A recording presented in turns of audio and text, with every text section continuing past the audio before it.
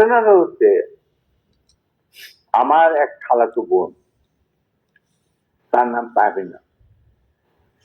তার বিয়ে ঠিক করেছিলাম আমি আর নিম্মি কর্নেল রেজার সাথে, যে আমাদেরকে জুনিয়র চাকরি।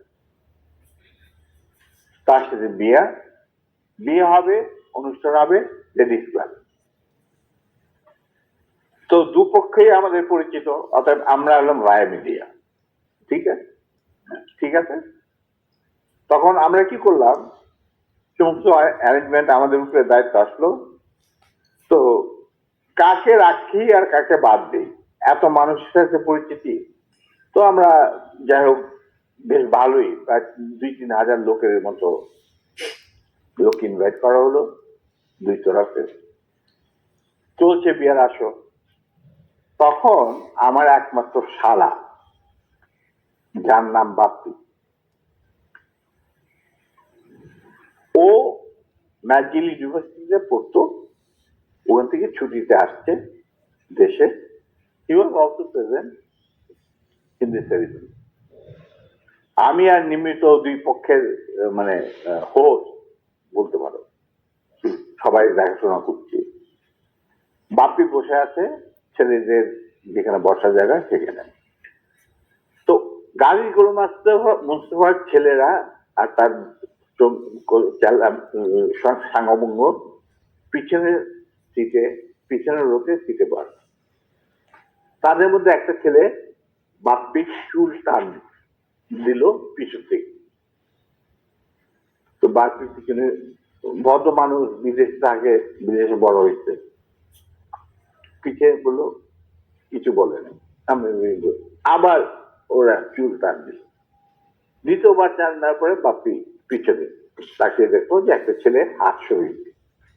তখন বলছে, তুমি চুলটা টান দিয়েছ? হ্যাঁ। বলে কেন? সেটা আমরা দেখছিলাম যে এত সুন্দর চুল, এটা কি পট চুল না আসল? আচ্ছা, চিন্তা করো।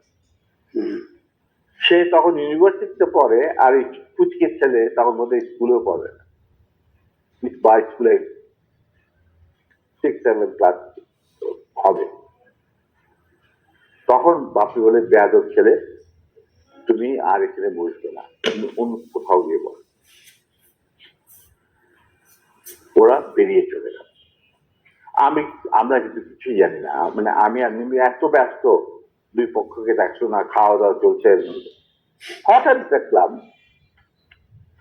দুটা মাইক্রোবাস রেড ক্রসে, আর একটা গাড়ি, ফোকসো গাড়ি, সবুজ রঙ গাড়ি, আগে পিছনে দিন মাইক্রোবাস থামলো। দুইটা মাইক্রোবাস থেকে প্রায় 8 জন ট্রেনজারধারী সাদা পোশাক পরা লোক নামলো, আর ফোকসো গাড়ি থেকে নামলো গাড়ি গোলাম মুস্তফা স্বয়ং। তার স্ত্রী কিন্তু প্রত্যেক মেয়ে মহলে। উনি গাড়ি থেকে নেমেই চিৎকার করতে শুরু করলেন, মেজর ডালিম কোথায়, মেজর ডালিম কোথায়? যাই হোক, আমি বাইরে আসলাম, আসে গাড়ি গোলাম মুস্তফার সামনে সামনে বারান্দাতে। আমি মেজর ডালিম, আপনি আসুন, আমরা বেগম সাহেবের তো আছেন ভিতরে, আপনার আসুন, বরবধূকে আপনি দোয়া করেছেন। হারামজাদা বারবার আর্মির আসছে, আমি উচিত স্বীকার দেব। আমি দেখলাম আমার চারদিকে ওই ট্রেনের থাকাইলেও প্রায় 4-5 জন মানুষ, আর 4-5 জন খালে দাঁড়িয়ে। আমরা এই দেখছি, আমি একজন ট্রেন মানুষ, আপনারা দেখেন কিছুই কি ব্যাপার, কি আপনি আজকে তো উত্তেজিত কেন? আমি তো জানি না যে এর মধ্যে কি ঘটনা ঘটে। ওখানে ওঠ, এ উঠা মাইক্রোবাইক, আমাকে ঠেলতে ঠেলতে নিয়ে যাচ্ছে মাইক্রোবাইক। আপনার ব্যাপার কি গাড়িতে? এটা একটা বিয়ে বাড়ি, একটা মেয়ের বিয়ে হচ্ছে, আর আপনি আমাকে বলছেন উঠ। কি আমার কাপড় টাপড় ধরে 4 জন মিলে আমাকে উঠালো। খবর চলে গেল ভিতর অন্য মহলে।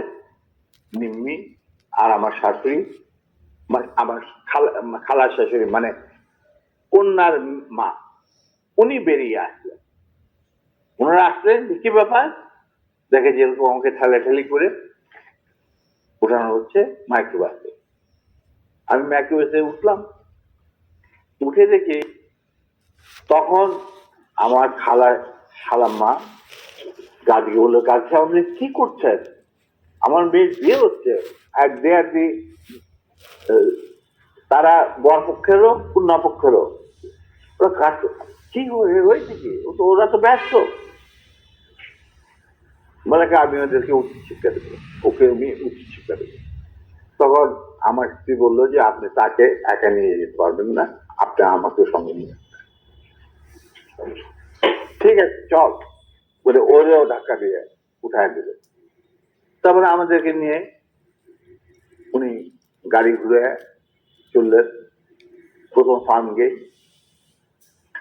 দিয়ে ভিতরে ঢোকার পরে আমি দেখলাম যে আরে সম্ভাবনা কোথায় চাচ্ছে লক্ষ্মীবাড়ি ক্যাম্পে নাকি।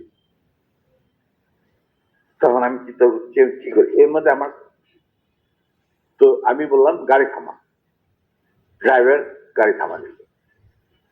আমরা তখন আমার গাড়িতে প্রায় 4-3 গাড়ি লোক, তাদের একজনকে বললাম যে তুমি গিয়ে ওই সামনে যে গাড়ি গোলাম মোস্তফা বসে আছেন, গাড়ি গোলাম মোস্তফা সাহেবকে বলেন নাই কিনা আসেন। He got down and went to Gazi. গাড়িও তখন স্টপ হয়ে গেছে, যে পিছনে গাড়ি স্টপ হয়ে গেছে। আসে বলছে, ওনাকে বোধহয় বলছে যে আপনাকে ডাকছেন নিজের গাড়ি। গাড়ি গুলোস্তান দরজা খুলে আমাদের মাইক্রোবাসে আসছে। তখন আমি গাড়ি বললাম যে গাজী সাহেব আপনি তো আমারই নিয়ে চলছেন, কোথায় নিয়ে যাচ্ছেন জানি না, কিন্তু একটা কথা মনে করে রাখেন, আপনাকে মনে করাই দিচ্ছে আপনার ভালো, যে আপনি যে আমাদেরকে এই মাইক্রোবাসে রেড ক্রসের মাইক্রোবাসের মধ্যে ঢুকায় নিয়ে আসছেন, এটা কিন্তু হাজার হাজার মানুষ, শয়ে শয়ে মানুষ উপস্থিত ছিল। অতএব আপনি কিন্তু আমাদের সাথে যাই করেন আপনি কিন্তু পার হবেন। এইটা শোনার পর গাজী গেল একটু ঘাবড়ায়, যে তাই তো আমি যে উঠাই নিয়ে আসছি এটা তো সবাই দেখছে। আমি বললাম যে গাজী সাহেব আমি আপনাকে একটা পরামর্শ দিই, আপনি যাই করেন আপনি টেক সাহেবের কাছ থেকে আগে পারমিশনটা নিয়ে নেন, এছাড়া আপনি বাঁচতে পারবেন। এমপি ইউনিটে ঢাকা ক্যান্টনমেন্টে ওখানে গিয়ে বললো যে এরকম অবস্থা, বিয়ে বাড়ি থেকে কিডন্যাপ করে। তখন এই খবরটা পাওয়ার পরে the CEO of the MP unit এই খবরটা ব্রিগেড মেস ইউনিট মেস সবখানে এটা সে জানাই দিল। ইয়াং অফিসাররা লুঙ্গি গেঞ্জি পায়জামা যে যা পরা ছিল সবাই ঢাকা শহরে বেড়ে হয়ে গেছে। তারা খুঁজতে লাগলো যে আমাদের অ্যাবডাক্টেড অফিসার তার ওয়াইফ কোথায়।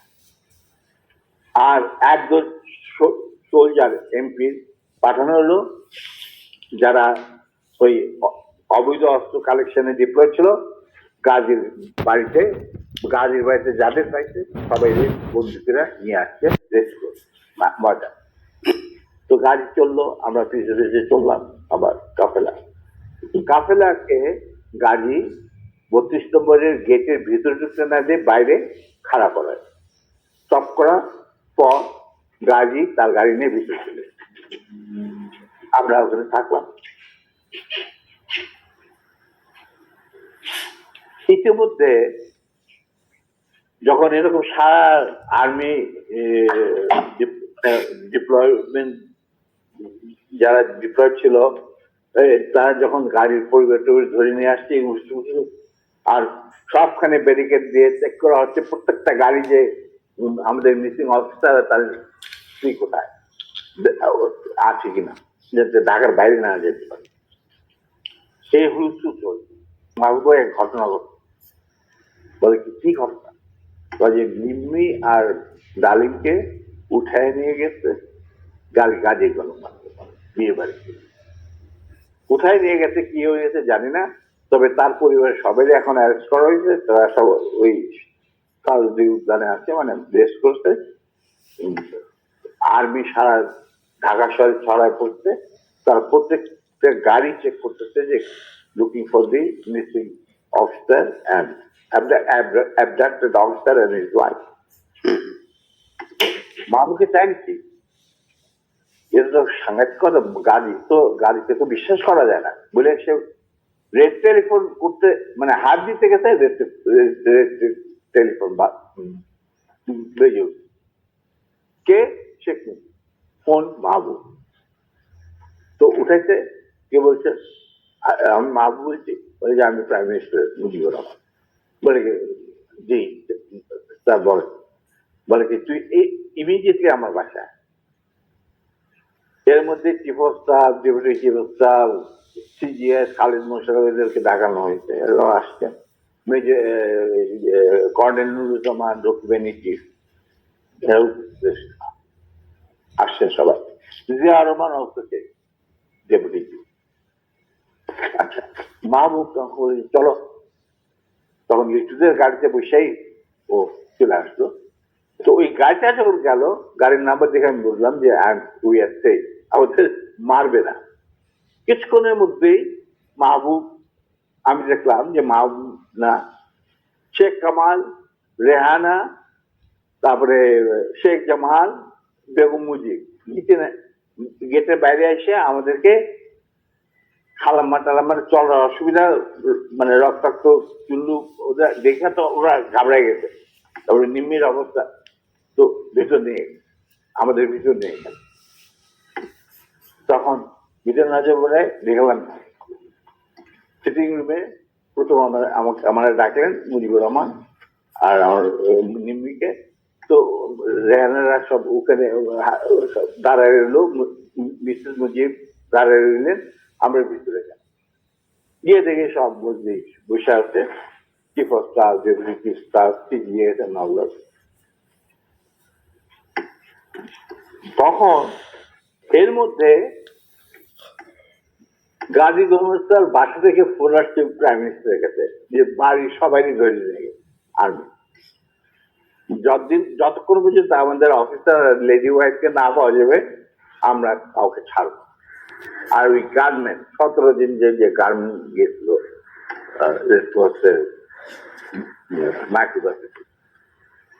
এই খবর শুনা গাজীরও মুখ শুকাই গেছে, মুজিবুর রহমানেরও মুখ শুকাই গেছে, যার জন্য এই সবাইকে দেখে নিয়ে আসছে, জিয়া রহমান, শফিউল্লাহ, খালিদ মোশাররফ। আচ্ছা, তো মুরলী বুদ্ধি আসছে। আমরা ঢুকতেই নিম্মিকে জড়াই ধরলেন মুজিবুর রহমান। মা তুই কাঁদিস না, তুই কাঁদিস না, আমি এটার বিচার করবো। এই হারামজাদা গাজী, তুই করছিস কি? এটা কি করলি তুই? যা ওর পা ধরে মাপ চা। আমার বউয়ের পা ধরে মাপ চা। গাজী একটু অগ্রসর হওয়ার পর আমার বউ বলল, নিজের চপ্পল খুলে বলল, খবরদার, তুমি আমার ক্ষমা পাওয়ার যোগ্য নয়, আমি তোমাকে ক্ষমা করতে পারবো না, তুমি পিছিয়ে যাও। মুজিব আর বাকিটা সব চুপ করে বসে, আমি চুপ করে দাঁড়িয়ে। তখন বলতেছে মা, আবার মুজিব আমার বউ নিম্মিক জড়ে দিয়ে বললো, মা আমি এর উপযুক্ত বিচার করব, তুই আমার ভরসা রাখ। তখন আমার বউ বলছিল, নিম্মি বলছিল যে চাচা, যাদের রক্তের উপরে আপনি আজ দেশের প্রধানমন্ত্রী, তাদেরই আজকে রক্ত ঝরাইতে হয় স্বাধীন দেশে, গাজীর মতো একটা কম্বল চলে আসে। এর বিচার আপনি কি করবেন? আমি বিচারের মাল লাগবে, আল্লাহ তার বিচার করবে, আমি আপনার কাছে কোনো বিচার চাই না। তখন আবার বেগম মুজিব বলে, ওদেরকে উপরে নিয়ে যা।